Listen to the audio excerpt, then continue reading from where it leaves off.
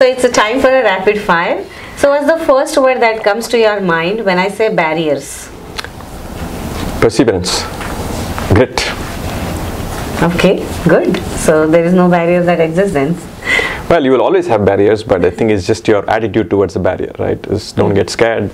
Just keep going ahead. Okay. If you happen to meet Sudha Murthy, a great philanthropist who has done amazing work so far, what type of insight you like to know from her, or what type of question you like to ask her to get going the Kindkart? I did meet Sudha Murthy back in the campus when I used to work at Infosys. Oh, when wow. there were less than 3,000 people at Infosys. But if I had to meet her now again and ask her, I would ask her what advice would she give herself 20 years ago or 25 years ago, whenever she started on the philanthropy kind of giving in India. What advice would she give herself? That would very well likely be applicable to me, because I think I'm in that beginning of that journey. She wasn't. Yeah.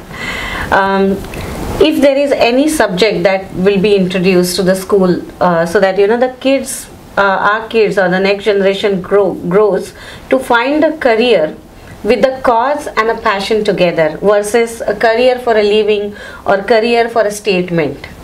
So what is that subject you think that can be introduced? Yeah, I would say actually the one thing I'm keen on would be around emotional intelligence. Right? It's not a subject that is taught. It's something that all of us have to deal with as we grow older, and many of us struggle with it and learn with our experience. But it's highly coachable, trainable, and people can relate to it and understand it. And people change as their emotional intelligence actually improves. And I wish this was one thing that they were taught in school, and related to values that you have and how your behaviors reflect the values that you have. Right? You ask anyone in a company, do you like to play politics? Everybody will say no, because people know it's a bad connotation. Yet we all know that there are politics in a corporate world. But that happens because people misinterpret your values through your behavior. Behavior is real, right? But so what is it that you can learn through EQ that can help translate the values that you have into good behaviors, right? Because people, again, they perceive your values through your behavior. So if there is one subject, I'd say it should be Emotional EQ. intelligence. Yeah. Oh, great. Is there any book that you can recommend for people who have the entrepreneur mindset?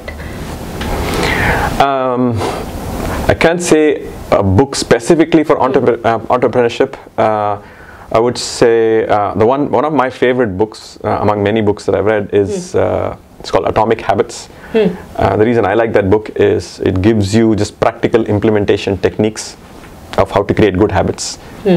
Whether you're an entrepreneur or not, good habits are a good thing.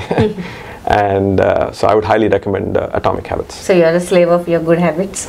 I am. I do have a few things that I am somewhat particular about. Okay. And it is kind of who I am. Yeah.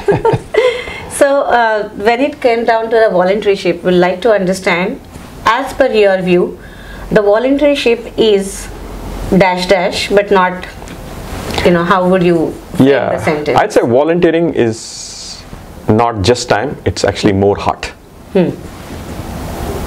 That's it. It's very simple. People say they'd like to volunteer, but they say they don't have time.